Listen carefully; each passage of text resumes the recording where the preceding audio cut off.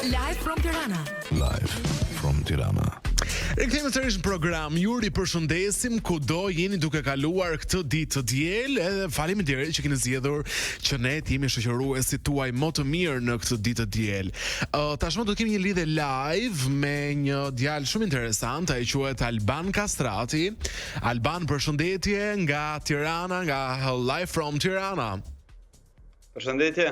E para një herë më thuaj si je zgjuar, si po e kalon këtë ditë të diel?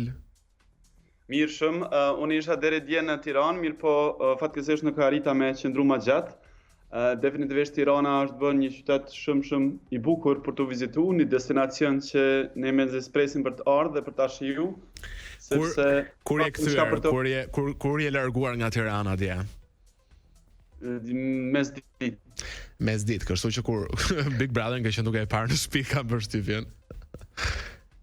Në fakt jo sepse kam dalë mirë, po mas ne i kam pa reagimet që kanë ndodhur në rrjetet sociale dhe kret atë bujen që është kriju për atij momenti. Kush mund të shpëtonte Big Brother në fakt në mbrëmjen e djeshme, është tërësisht e pamundur. Mirë, nejse, ne do të flasim për diçka tjetër në fakt, një gjë shumë e bukur Alban dhe interesante është duke ndodhur në Tiranë, është në Italia, për herë të parë bëhet në Ballkan Expo Festivali i parë, Expo Festivali Muzex, i cili është duke zhvilluar në Shishin Italia për ditës së premte. Më trego pak, cili është roli dhe pozicioni jot lidhur me Muzex?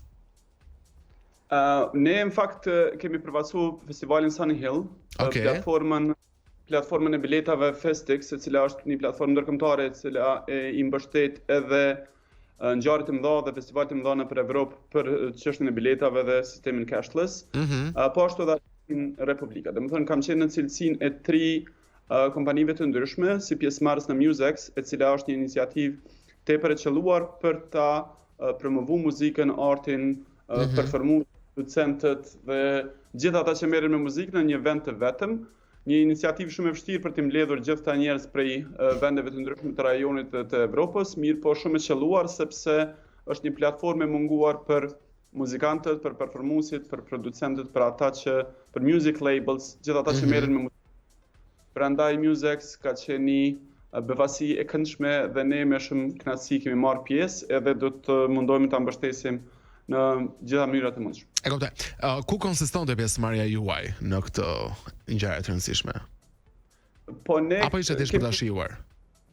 Jo, në fakt kemi ardhur me një qëllim të caktuar, të takojmë produksionet, të takojmë muzikantët e rinj, të takojmë këta themeluesit e eventeve dhe ngjarjeve, koncerteve, festivaleve të rajonit dhe të Evropës që kanë qenë pjesëmarrës, edhe për të marrë pjesë në panele, në panel diskutimit të shumta që kanë qenë, për të pa mundësi bashkëpunimi sepse rajoni ynë është mjaft i vogël edhe kemi nevojë të bashkëpunojmë, të lidhemi, të krijojmë kontakte dhe të shohim mundësi se si ta zgjerojmë secili prej nesh platformën tonë të muzikës, të shërbejmë kulturës, të bashkojmë njerëzit, të marrim pjesë në ngjarje të ndryshme që ndodhen në rajonin tonë, edhe një mundësi e mirë për të krijuar më shumë, për të bërë më shumë bashkë për muzikën, për artin, kulturën në gjitha trojet shqiptare.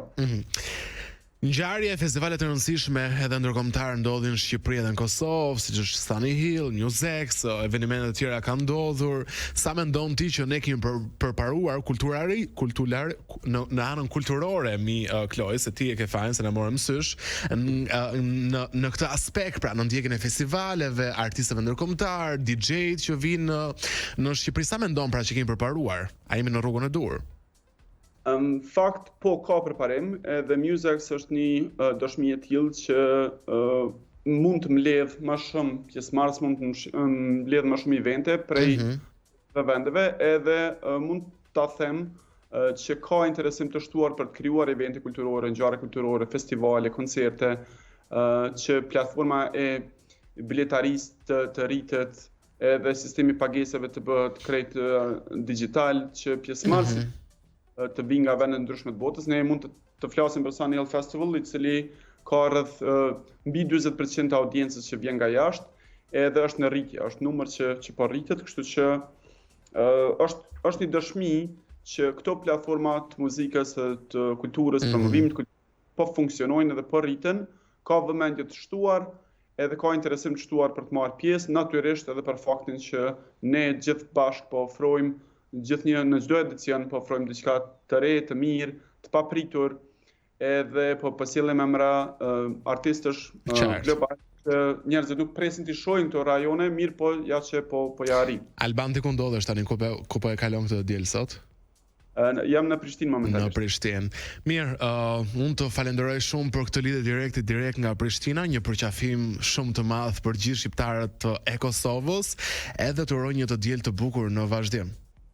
Faleminderit për ftesën dhe shumë kënaqësi me bisedu me juve në çdo rast. Kënaqësia gjitha jona, ndërkohë ne shkëputemi këtu kam përshtypjen, Kloja, po jo, dhe pas pak do të kemi një lidhje live shumë pak metra larg zyrave studiove të Top Albania Radio me Erma Micin, e cila do të na tregojë se çfarë është duke ndodhur në sheshin Italia përpos faktit që njerëzit janë ende duke parë scrolling Big Brother VIP gjatë gjithë kohës. Shkojmë në reklama.